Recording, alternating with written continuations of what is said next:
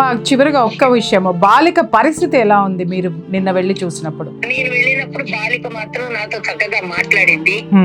అయితే ఆ అమ్మాయికి ఏంటంటే స్పైనల్ కార్డ్ పూర్తిగా చితికిపోయింది. ఆ అమ్మాయి నడిచే పరిస్థితి ఒక 1 year వరకు కూడా ఉండదు.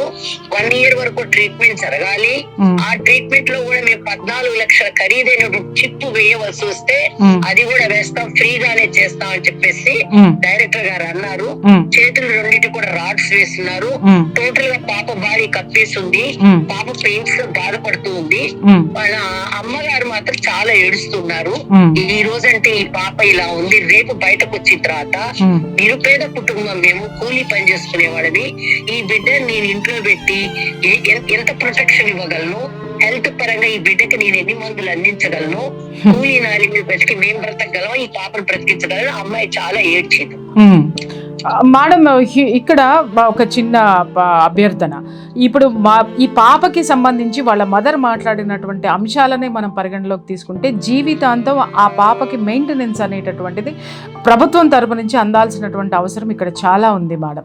సో దీనికి సంబంధించి ఎన్హెచ్ఆర్సీ నుంచి ఏదైనా ఒక న్యాయం జరుగుతుందా?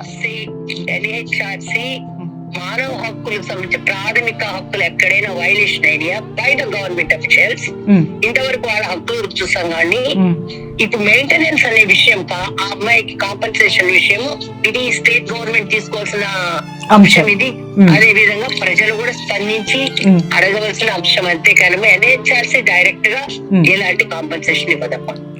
అంటే ఇచ్చే స్టేట్ గవర్నమెంట్ కి ఏమైనా రిఫర్ చేసే అవకాశం ఉందా అని అడుగుతున్నాను మేడం. ఆ విధంగా రెఫర్ చేయొచ్చు. ఈ విధంగా జరిగింది కదా, మానవాధికారం కాబట్టి, మానవ హక్కులు కాబట్టి అడిగేదానికి అవకాశం ఉంది. Okay madam, thank you so much madam.